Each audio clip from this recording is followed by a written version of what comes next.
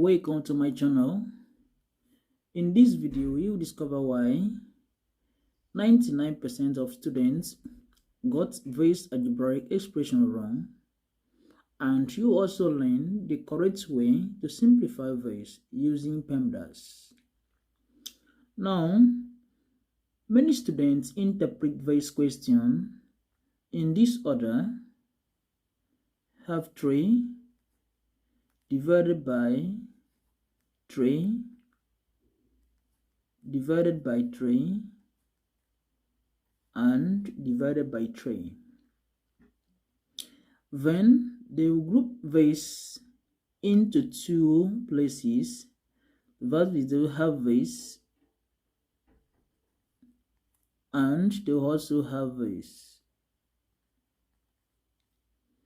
Now here 3 divided by 3, that will give 1, and now here they have 3 divided by 3, that will still give 1. Then in this case here 1 divided by 1, that will give 1. But here this answer is wrong.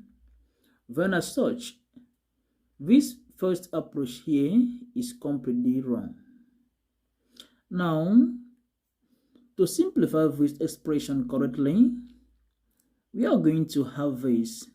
This expression is entirely expressed as 3 divided by, when this expression in the denominator should be enclosed in brackets or parentheses, and we have this into 3 divided by 3, then divided by 3. At this point, you need to first of all simplify the terms here inside the parentheses or brackets. Then if you do that, you are going to have here 3 divided, then here in the parentheses we have here 3 divided by 3, this very first 2, we have this, then that will give us 1, and divided by 3. Now this particular expression can also be expressed as 1 over 3. Therefore, if you do that, the expression becomes, here we have 3 divided by, then this we have 1 all over 3. And also know that this is all over 1.